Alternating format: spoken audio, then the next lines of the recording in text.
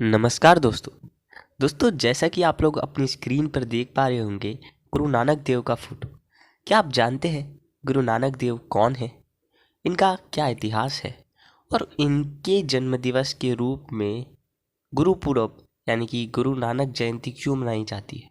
दोस्तों, आज की इस वीडियो में हम इसी बारे में जानेंगे कि गुरु नानक देव के जन्मदिवस के उपलक्ष्य में गुरु नानक जयंती या गुरुपुरब क्यों मनाया जाता है।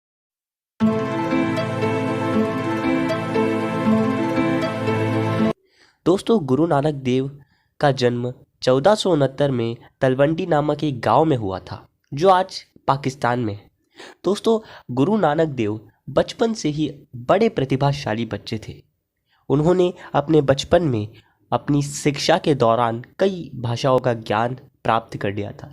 यही नहीं, वे लोगों के प्रति भी बहुत ज़्यादा अच्छे से बर्ताव करते थे। उनका व्यवहार साधु संत अनेक लोगों के प्रति बड़ा अच्छा था। वे कभी किसी को तकलीफ़ में नहीं देख सकते थे, इसीलिए जब भी कोई उन्हें तकलीफ़ में दिखता तो वे तुरंत उसकी मदद कर दिया करते थे। एक बार का आपको किस्सा सुनाता हूँ। एक बार उनके पिताजी ने उन्हें 20 रुपए देकर शहर में जाकर कुछ सामान लाकर गांव में व्यापार करने को कहा। पर गुरु नानक देव जब वहां जा रहे थे तो उन्हें रास्ते में एक जंगल मिला।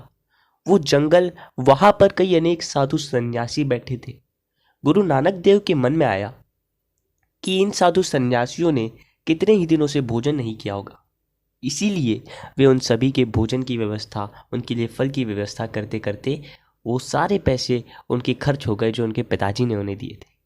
यहाँ से गुरु नानक देव का एक बहुत ही अच्छा व्यवहार देखने को मिलता है कि उन्होंने वो व्यापार के लिए दिए हुए पैसे साधु संत के लिए, उनके भोजन के लिए उसमें लगा दिए। गुरु नानक देव बचपन से ही दूसरों के बारे में बहुत सोचा करते थे। वे कभी स्वयं के बारे में सोचते ही नहीं थे। यही गुरु नानक देव की बहुत बड़ी खासियत थी। गुरु नानक देव कभी किसी को तकलीफ़ में नहीं देख सकते थे, इसीलिए वे सभी की मदद करते थे। और यहीं से सिलसिला चालू हुआ लोगों का उनके साथ जुड़ने का। वो इतने प्रभावशाली थे कि जब भी कोई उनसे मिलता प्रभावित हो जाता, और इसीलिए उनके कई अनुयायी, कई शिष्य भी हुए। उनके कई शिष्य हुए जिन्होंने बाद में गुरु नानक देव की सीख को लोगों तक पहुंचाया। गुरु नानक देव अपने व्यवहार को, अपने विचारों को दुनिया में पहुंचाने के लिए अनेक देशों में घूमे। वे सबसे ज़्यादा घूमने वाले गुरु हुए। उन्होंने अपनी इस जर्नी के दौरान कई देशों में जाकर अनेक सीख दी। वहाँ से उन्हें कई शिष्य मिले। उनकी आखिरी यात्रा करतारपुर नामक गांव में ख़त्म हुई जो कि पंजाब में स्थित है। दोस्तों, गुरु नानक देव का जन्म इसीलिए हम लोग मनाते हैं क्योंकि उन्होंने अपने आप के बारे में छोड़कर दूसरों के बारे में सोचा। दोस्तों, गुरु नानक देव की यही खासियत है कि वे अपने बारे में नहीं सोचकर दूसरों के बारे में सोचते थे, और यही उन्हें सबसे अलग बनाता था।